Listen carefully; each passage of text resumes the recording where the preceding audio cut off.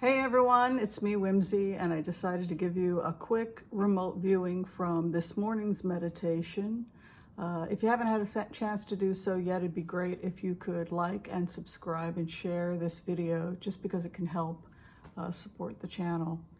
So the first thing I want to talk to people about has to do with the energy surrounding the people that engineered and put Trump into office. So it's a lot of people that got together to make sure that Trump got in office. So you have the big money, which usually gets away with it, the hidden money, the Rupert Murdochs, the people that have wings dedicated to them at Harvard, right? You look at the Ivy League schools and all of those expensive buildings that have been put up at Harvard and Dartmouth, etc. And you look at the names, and they are, many of them, people who supported the Nazi Party, like Ford, people who had a history of supporting eugenics, like Carnegie. These are people that supported forced sterilization against mixed race individuals, the poor, etc. So there's a correlation between that money and where we find ourselves right now. The Rupert Murdochs of this world, the old school Tory that believes that the natural order is for us to be at the bottom and for a select group of people to be at the top. Right now, when you go into the energy, it's very different than the energy that we had under the Trump administration, in the sense that this is a whole new ball game, and this is a whole new group of people in control of the White House, a whole new group of people that are in control of the Justice Department. And that is the thing that Trump supporters are having a rough time with. This is the problem that Steve Bannon is having, and this is the problem that Roger Stone is having. They used to be cocky. They used to be confident because they had dirt on the president, and they knew that they were going to get pardoned because it was how the game was played in Roger Stone's world and Steve Bannon's world. This is how you build trust in their world. I have dirt on you, you have dirt on me, and so because we have dirt on each other, it gives us safety to work with one another, because if you don't help me, I can out you. If I don't help you, you can out me. This is the world that these people live in. But what you're starting to see is, for the first time in a very long time, you're starting to see fear. That's the main feeling I have as I sit in the shoes of somebody like Roger Stone, who just took the fifth. I feel afraid because I cannot rely, Roger Stone cannot rely on the former president's friends and fixers to protect him. He was one of the fixers, and now he's in trouble. The chief of staff is going to jail. Bannon's already been charged. So this can go one of two ways. They can either cooperate with the ongoing investigation and try and get some kind of a deal, or they're probably going to go to prison because they can be charged for not cooperating. And we're talking about possibly being sentenced for several years. The feeling I get when I sit in the shoes of Roger Stone is very different now than the way it was a couple of years ago. I have genuine fear now. Part of why I feel as Roger Stone, because I use the empathy technique, so I try to put myself in the shoes of the other.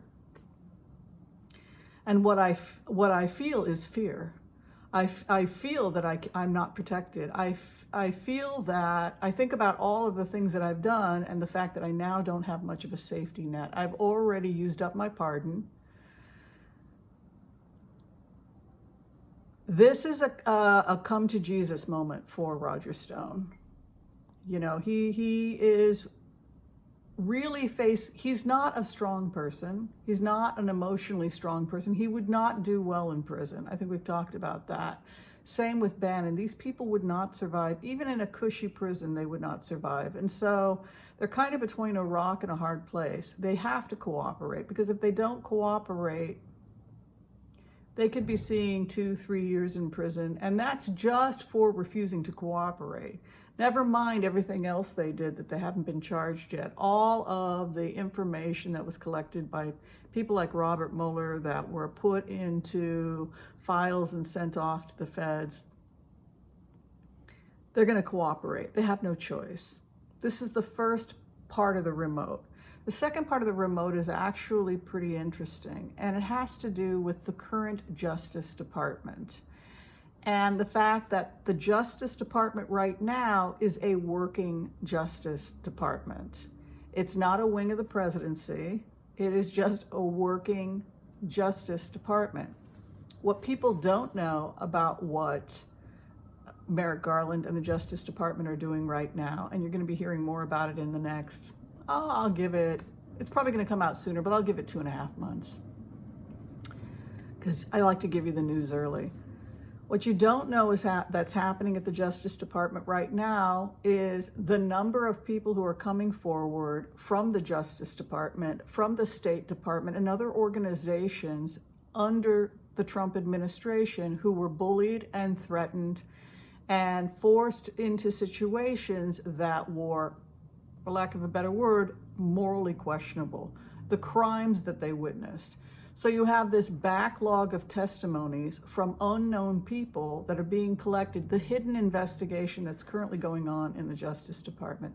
Basically, what it looks like to me going into this energy is that the public investigation, the public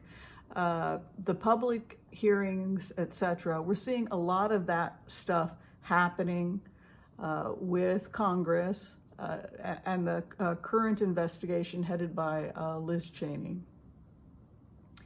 But the more interesting investigation and the much wider net, the much broader investigation into ethics violations and criminal activity, misappropriation of funds, threatening employees, etc., civil lawsuits, those people, hundreds and hundreds of people who were terrorized under the former administration, who were employed by the Justice Department, the State Department, etc., they are currently lawyering up, have lawyered up, and are giving testimony to the Justice Department, to the feds, and that is a much larger investigation that encompasses far more than just January 6th.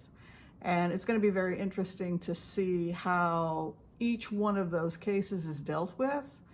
And it also would indicate that there are more agencies and more investigations that are going to be coming out in the coming days. That also looks like a whole entire series of investigations which are not currently public knowledge.